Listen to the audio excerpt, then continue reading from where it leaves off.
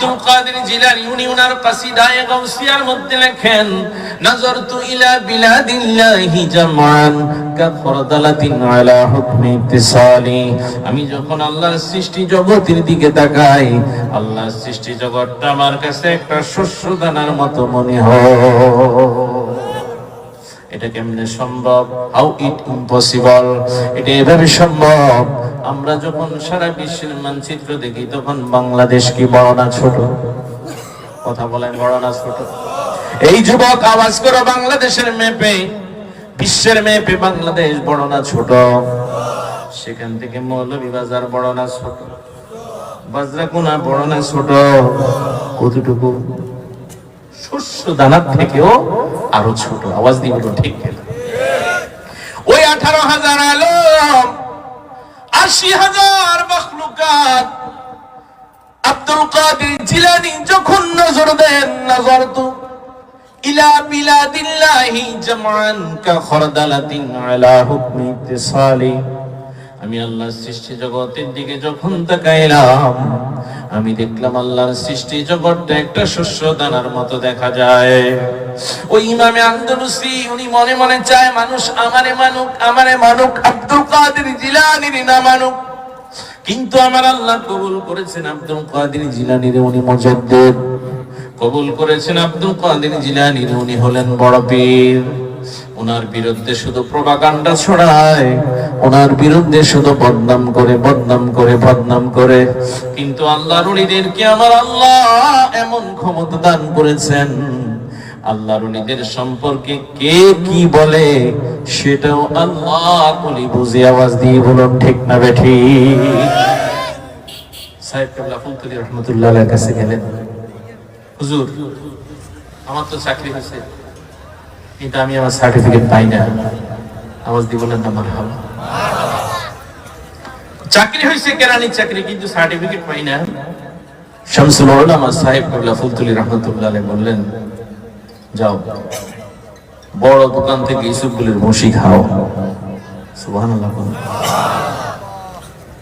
ও বলতেছে আমি সার্টিফিকেট পাই না। পাকিস্তান আমলের কথা, বোর্ড সার্টিফিকেট আমি হারাই ফেলছি, এটা কেমন সম্ভব? হুজুর আমার তো সার্টিফিকেট দরকার, না হলে এখন যে চাকরি পাইছি কেরানি চাকরি, এটা ছুটে যাবে। সাহেব কেবলা বললেন, যাও আবারও যাও, বড় দোকান থেকে ইসুফগুলের ভুসি কিনা খাও। আওয়াজ দিয়ে বলেন মারহাবা। মারে বলছে, মা আল্লাহর ওলির কাছে গেলাম, আমার একটু কবজ দিবে, দোয়া দিবে, আমল দিবে। আমারে বলতেছে বড় দোকান থেকে ইসুফগুলের ভুসি কিনা খাইতে। ঠিক যা, আল্লাহর ওলি যেভাবে বলছে এভাবে কর। কারণ ফুলতলি হুজুরকে যারা দেখেছেন তারা জানেন উনি ছিলেন আল্লাহর ওলি। আওয়াজ দিয়ে বলেন ঠিক। এবার ওনার সুযোগ্য সন্তান আল্লামা হুসাইনুদ্দিন চৌধুরী ফুলতলি এমপি, ওনার সাথে আমি একসাথে পবিত্র হজ আদায় করেছি। আমরা রয়্যাল গেস্ট হিসেবে এবার আমরা গিয়েছি। আওয়াজ দিয়ে বলেন না মারহাবা। ইসুফগুলের ভুসি কিনছে, কিনা খাইছে, খাওয়ার পরে দেখতেছে যে প্যাকেট ইসুফগুলের ভুসিটা, ওই প্যাকেটটা হচ্ছে তার হারানো সার্টিফিকেট। আওয়াজ দিয়ে বলেন সুবহানাল্লাহ। ওই যে বোর্ড থেকে হারাই গেছে, এই সার্টিফিকেট যাইতে যাইতে যাইতে যাইতে যাইতে যাইতে ইসুফগুলের ভুসিওয়ালা ওই দোকানের মধ্যে আছে। আওয়াজ দিয়ে বলেন না মারহাবা। এই জন্য আমার নবী বলেন, ইত্তাকু ফিরাসাতাল মুমিনিন ফাইন্নাহু ইয়ানজুরু বিনুরিল্লাহ। তোমরা আল্লাহর ওলিদের দূরদৃষ্টিকে ভয় করো, কারণ আল্লাহর ওলিরা তার ফারাসাত দূরদৃষ্টি দিয়ে স্বয়ং আল্লাহ পর্যন্ত দেখতে পান, আরশ আজিম পর্যন্ত দেখতে পান। আওয়াজ দিয়ে বলেন अगर करनी मुहागिरी, अगर करनी जहांगीरी, मोहम्मद की गुलामी कर, अरब का ताज सिर पर रखो, खुदा बंदी आज़म बन जाओ। निगाहे वली में ये तासीर देखी, बदलती हजारों की तकदीर देखिए, एक ज़माना सोहबते बा औलिया, एक ज़माना सोहबते बा औलिया, बेहतर सद सलतनत बेरिया, मस्जिदों को अंदरों में औलियास्त, मस्जिदों को अंदरों में औलियास्त, আজ হাজারা কাবা একদিল মেহতেরাস।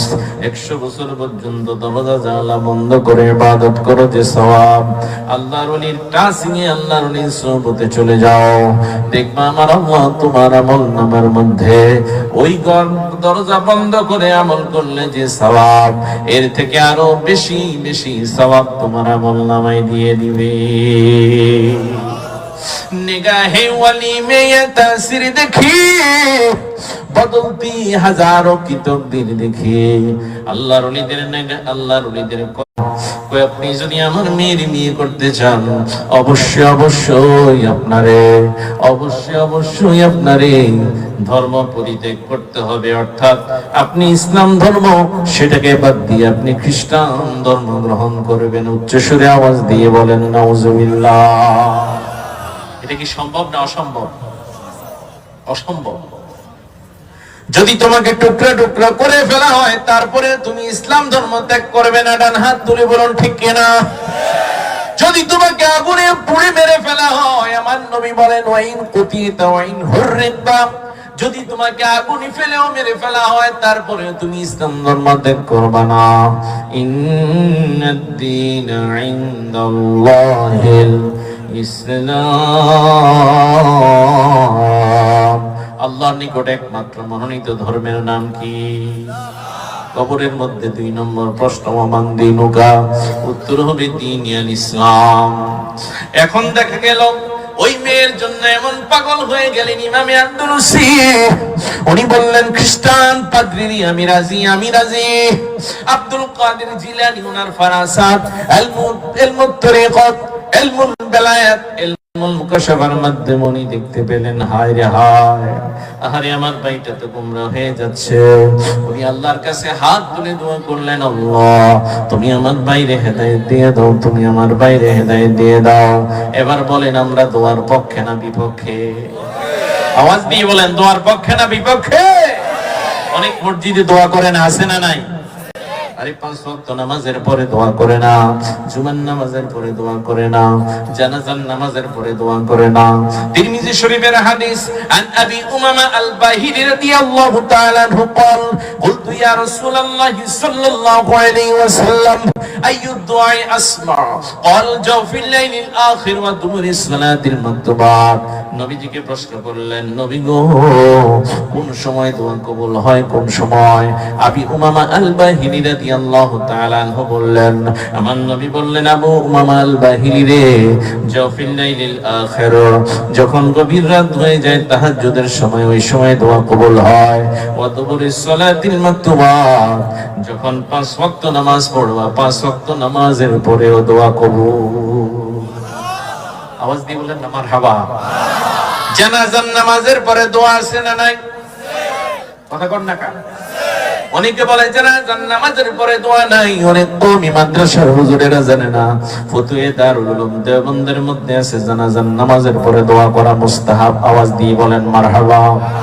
ও বন্ধু, আল্লাহর নবী বলেছেন, যে হাদিসটা রয়েছে মিশকাতুল মাসাবির মধ্যে, সহিহ সিত্তার হাদিস, আন আবি হুরায়রা রাদিয়াল্লাহু তাআলা আনহু قال قلت يا رسول الله صلى الله عليه وسلم عن ابي هريره رضي الله تعالى عنه قال قال رسول الله صلى الله عليه وسلم اذا صليتم على الميت فاخلصوا له الدعاء। আল্লাহর নবী বলেছেন, যখন তোমরা মাইয়িত ইন্তেকাল করবে, ওই মাইয়িতের জানাজার নামাজ যখন পড়বা, তখন তোমরা হাত তুলে আল্লাহর কাছে দোয়া করবা। আওয়াজ দিয়ে বলেন সুবহানাল্লাহ। আব্দুল কাদের জিলানী হাত তুলে দোয়া করে, আল্লাহ তুমি আমার ভাইরে হেদায়েত দিয়ে দাও। এবার বলেন হেদায়েতের মালিক কে? আমার আল্লাহর কাছে হাত তুলে দোয়া করে, আল্লাহ তুমি আমার বাইরে হেদায়েত দিয়ে দাও। এদিকে ইমামে আন্দোলন উনি বলতেছেন আগামীকাল আসরের নামাজের পর তিনি ইসলাম ধর্ম বাদ দিয়ে খ্রিস্টান ধর্ম গ্রহণ করবেন। আরে পরের দিন তিনি ইসলাম ধর্ম বাদ দিয়ে খ্রিস্টান ধর্ম গ্রহণ করে ওই মেয়েটারে তিনি বিয়ে করবেন, যুবতী নারী যাকে দেখে তিনি পাগল পড়া হয়ে গেছেন রে বন্ধু। আজকে আসরের নামাজের পর মাথার মধ্যে নতুন পাগড়ি লাগাইয়া, গায়ের মধ্যে নতুন জামা লাগাইয়া, শিরোমানি পইরা উনি গেলেন ওই খ্রিস্টান গির্জার মধ্যে, গির্জার ওই মেয়ের তিনি বিয়ে করবেন। এইদিকে আব্দুল কাদের জিলানী উনি ফেরেশান, আসরের নামাজের যখন আজান হয়ে যায় উনি ওযু করে, ওনার মুখে পানি পড়লো, ওনার চোখের মধ্যে যখন কুলির পানি পড়লো উনি একটা দৌড় দিলেন, আশহাদু আল্লা ইলাহা ইল্লাল্লাহু ওয়াহদাহু লা শারীকা লাহু ওয়া আশহাদু আন্না মুহাম্মাদান আবদুহু ওয়া রাসূলুহু। এই দৌড় যখন দিলেন ওই পণ্ডিত ডাক দিয়ে বলে, বাবা রে আপনি কি আমার মেয়ের বিয়ে করবেন না? কয় না। মেয়ে বলে, আপনি কি আমার বিয়ে করবেন না? কয় না। কেন করবেন না? আমি এতদিন ভুলের মধ্যে ছিলাম, আজকে আব্দুল কাদের জিলানীর কুলির পানি আমারে হেদায়েত দিয়ে দিছে। মারহাবা কোন? আরো জোরে বলেন মারহাবা। আমরা সেই ওলি আল্লাহর পক্ষে না বিপক্ষে? কে কে পক্ষে দুই হাত তুলে দেখায়। নারে তাকবীর। আল্লাহ না, সেখানে উল্লেখ রয়েছে কিতাবুল আদব বাবুল মুসাফা ওয়াল মুআনাকা। নবী সাহাবী হযরত জারি আনজারি ওয়া কানা ফি ওয়াফদ আব্দুল কাইস قال لما قدمنا المدينه فجعلنا نتبادر من رواحلنا فنقبل يدي النبي صلى الله عليه وسلم برجليه। হযরত জারি বলেন, আমরা একটা প্রতিনিধি দল আসলাম আল্লাহর নবীজির কাছে, কেউ আয়েশা আমার নবীর হাত মোবারকে চুমা দিল, কেউ আয়েশা আমার নবীর কদম মোবারকে চুমা দিল। আওয়াজ দিয়ে বলেন